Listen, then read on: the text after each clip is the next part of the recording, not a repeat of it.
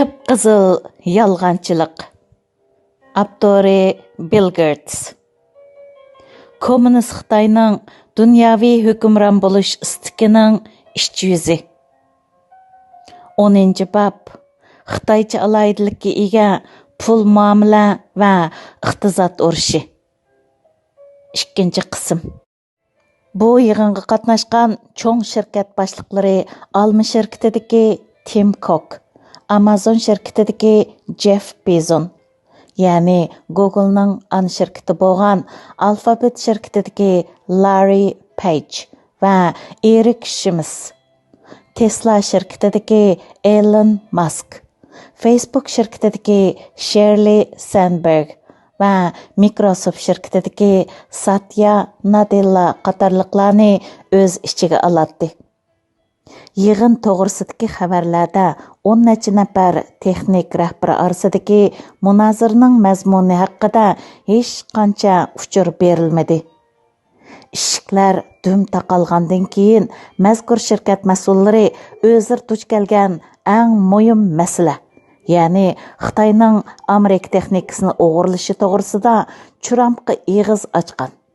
Pan texnika sohasining bu magnantlari 1 soatdan ko'proq vaqt sarf qilib, garchi o'z shirkatlarining Xitoyda savdo qilishga yirisman bo'lsa-mu, ammo Beyjingdagi Xitoy Kompartiyasi hokimiyatining sistemlik zarbasiga uchrayotganligini tushuntirgan. Ularning asosli shikoyatlaridan biri Xitoyning chet el shirkatlaridan ba'zi yumshoq detallarning asli kodini o'z ichiga olgan muvofiq shirkat uchurlari bilan ta'minlashni talab qiladigan belgilamalari edi. Agar Xitoyning talab qilgani bo'yicha mazkur uchurlar Xitoyga berilsa, bu ular uchun intayin qarg'i keladi.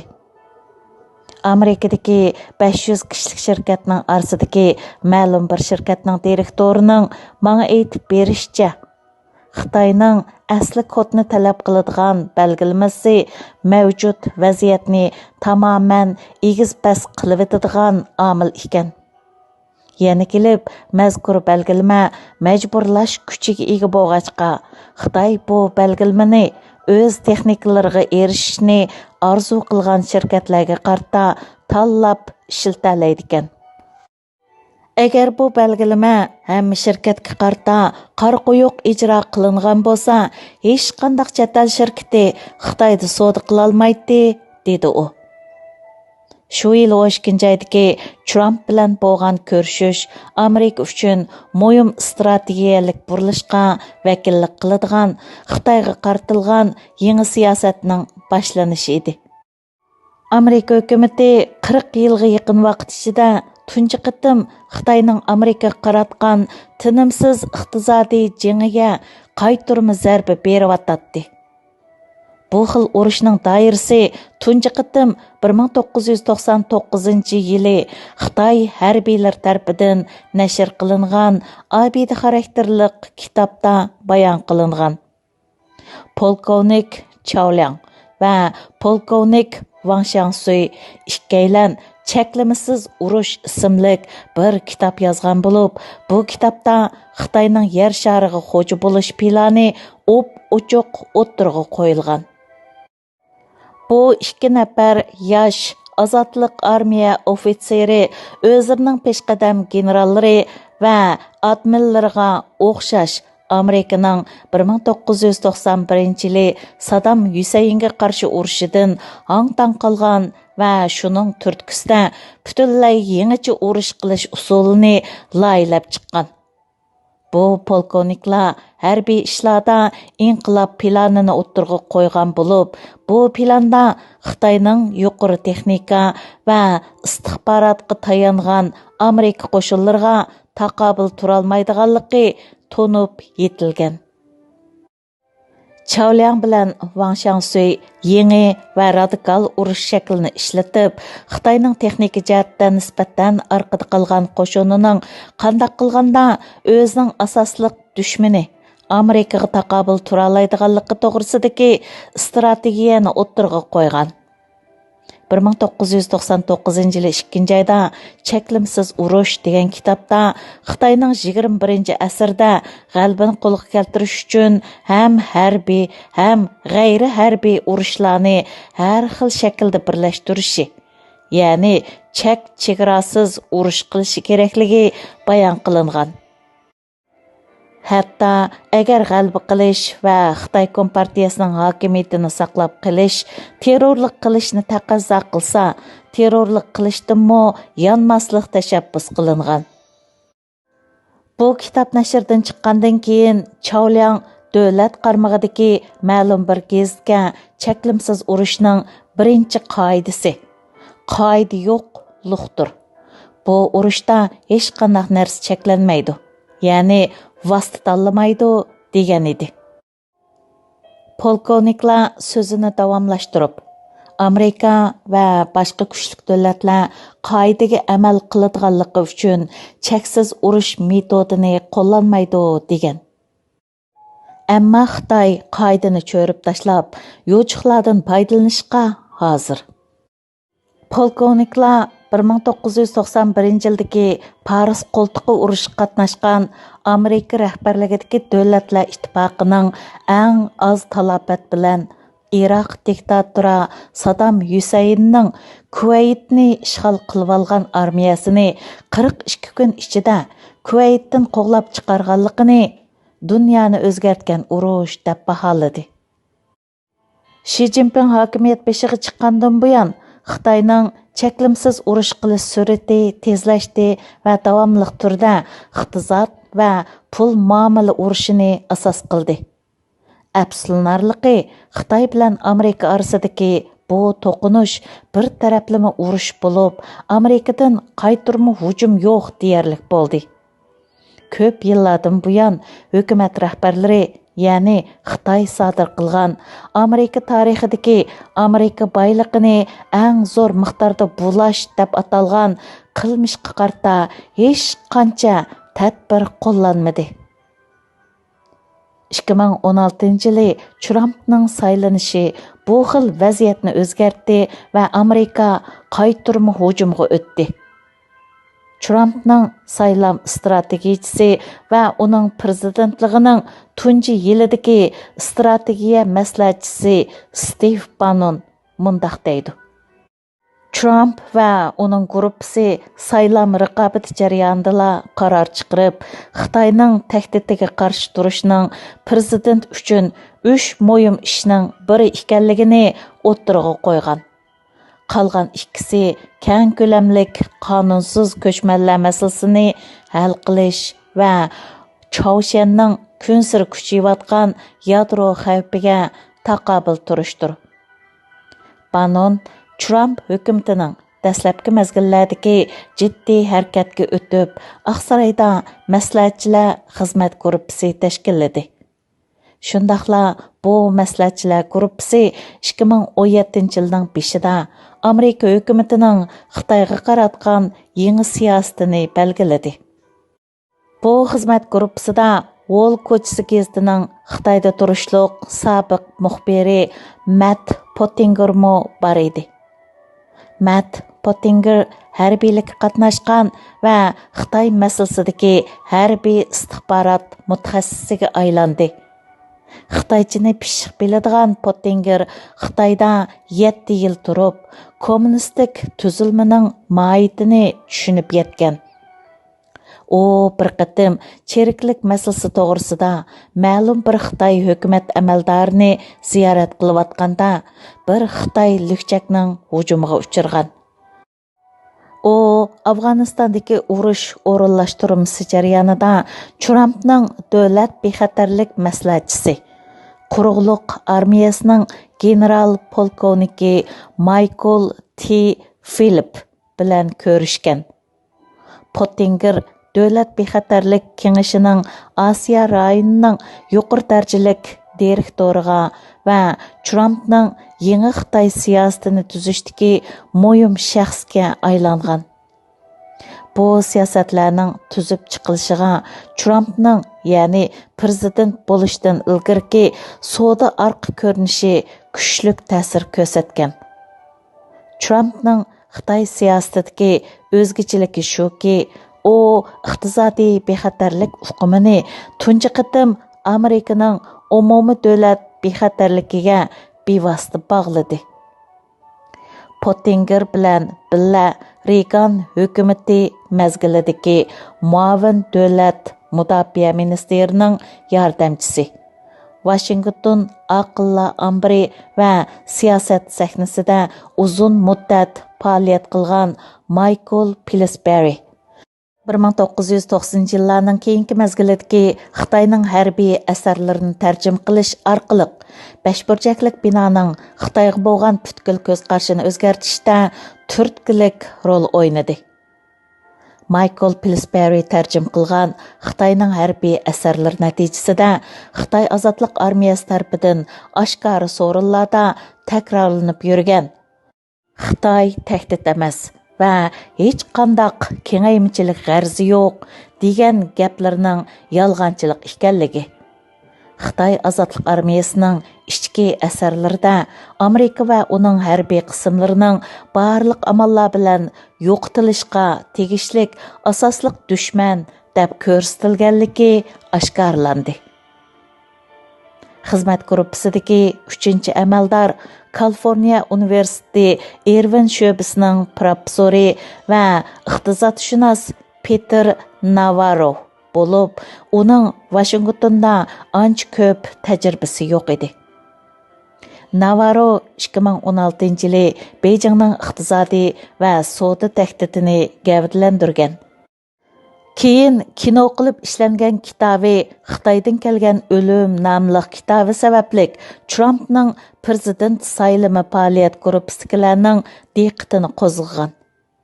Navarro Aqsaroydagi yangi hukumatga prezidentning yordamchisi va savdo sanoat siyosati mudiri qilib tayinlangan.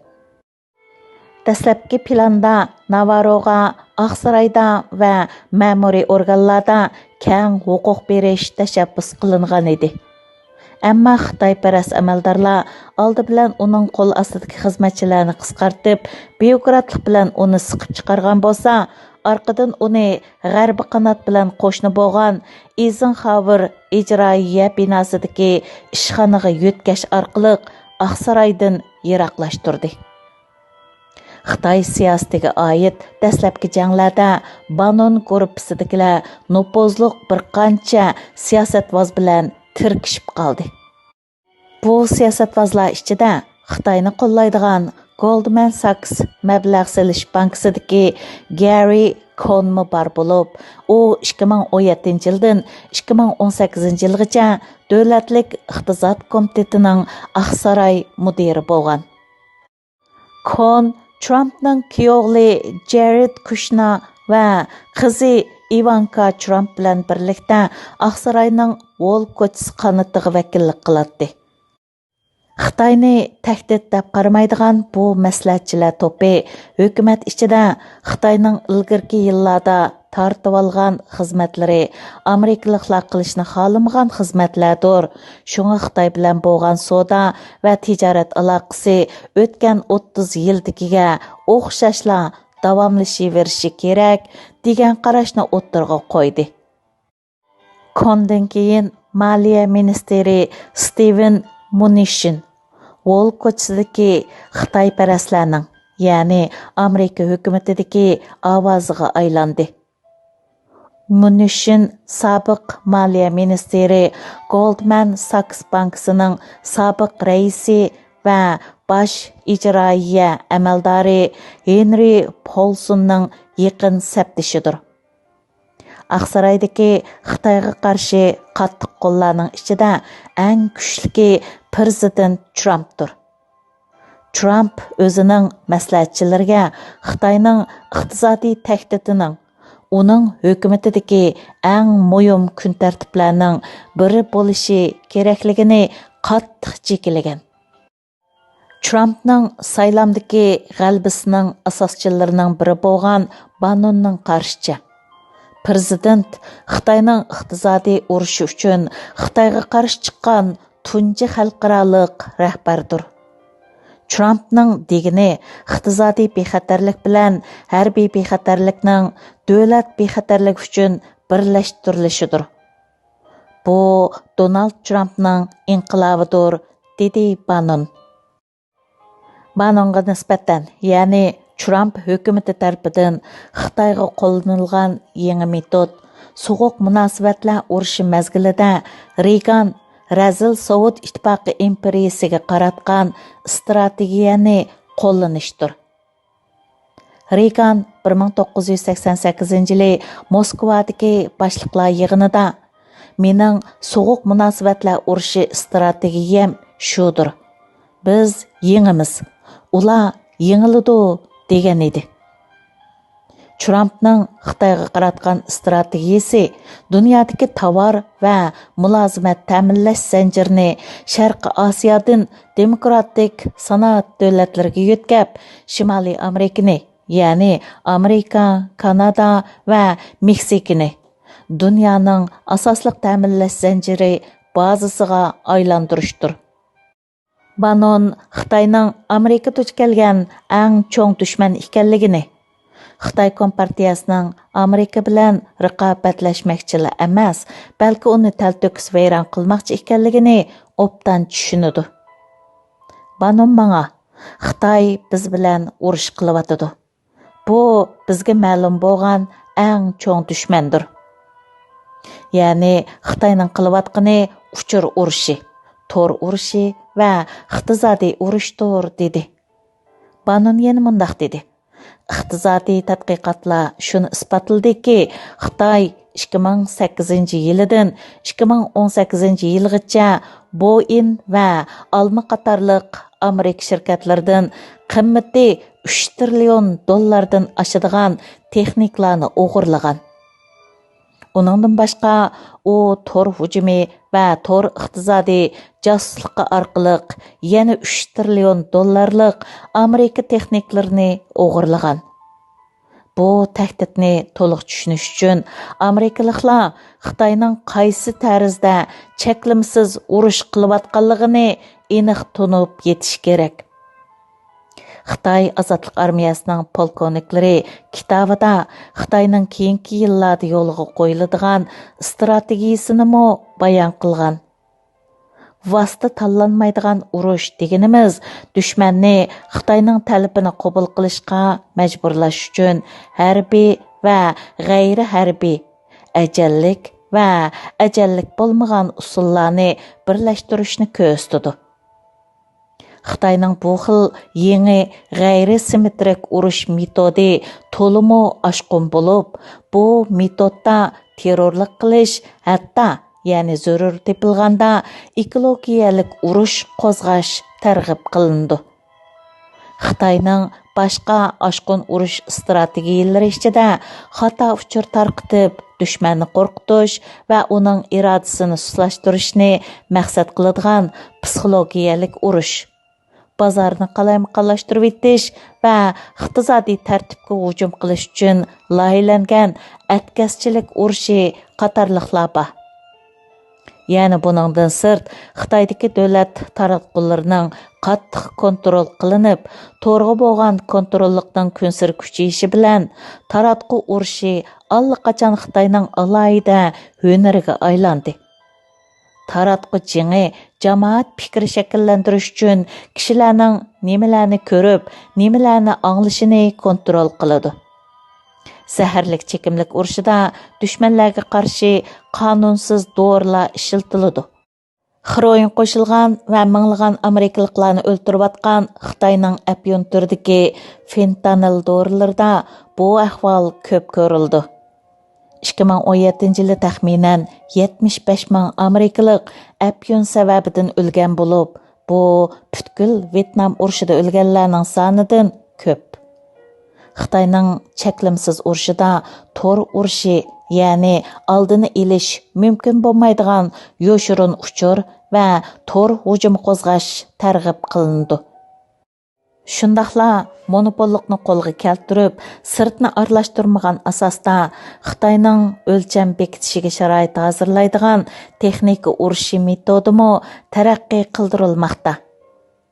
yana bir xil metod to'qilma urush yoki strategiyalik ko'z bo'yamchilikni sistemalik ishiltish deb ataladi. U dushmanni aldash uchun loyihalangan ba'zi hodisalarni o'ttirg'a chiqarishni ko'zladi. Buningdan boshqa yana tabiiy boylik jingimi bor.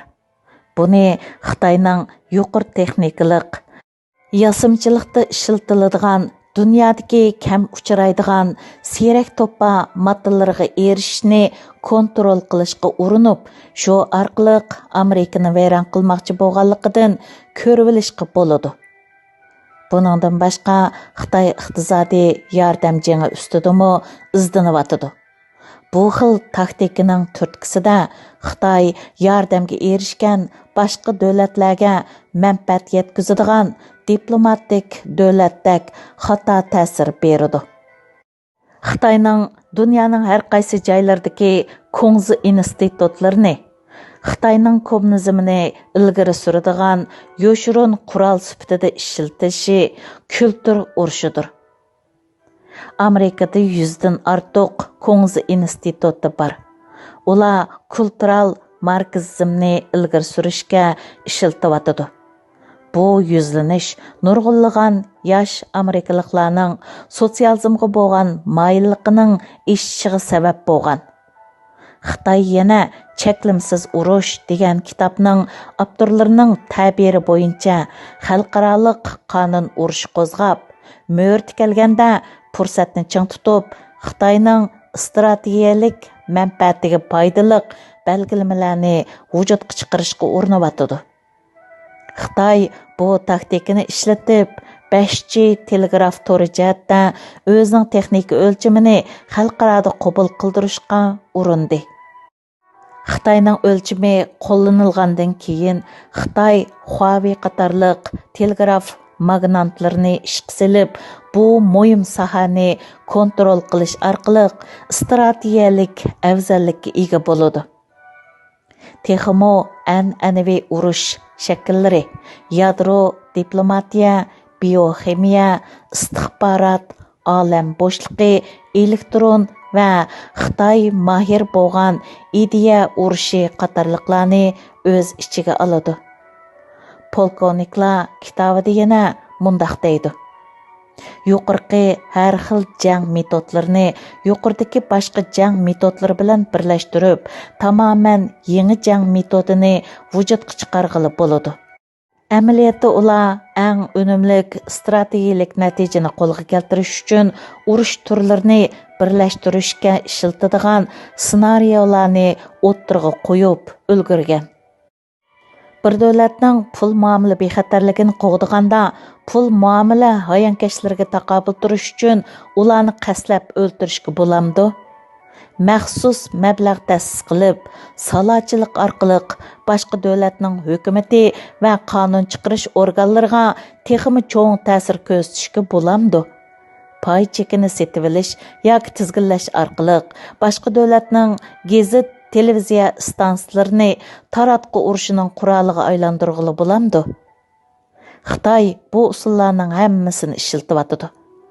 Xitoy hammadan bak yoqtiradigan urush shakli pul muomala va savdo urushidir. Ya'ni Cheklimsiz urush degan kitobning avtorlari Chao bilan Wangga nisbatan bular cheklimsiz urushning eng muhim shakllaridir. Ular Xitoy ozodlik armiyasining ko'pincha amaldorlariga o'xshash Amerika bilan harbiy jihatda bevosita to'qinishishning o'lib olganlikqa barobar ekanligini yaxshi tushunadi. Hech bo'lmaganda 2000-yildan 2030-yilgacha yoki 2040-yilgacha bo'lgan necha 10 yilda ahvol shundoq bo'ladi. Ammo Xitoyning planiga ko'ra shu vaqtgacha Amerika bilan ro'baro tutishmay davomliq cheklimsiz urush orqali Amerikani ojizlashtirgan taqdirda Xitoy Kompartiyasining hokimiyati hech cheklimga uchramaydigan dunyodagi birdan-bir darajadan tashqari cho'ng davlat sifatida o'ttirg'i chiqib, Xitoycha alaydilikka ega kommunizm andisini dunyo miqyosiga kengaytirdi. Davomi bor.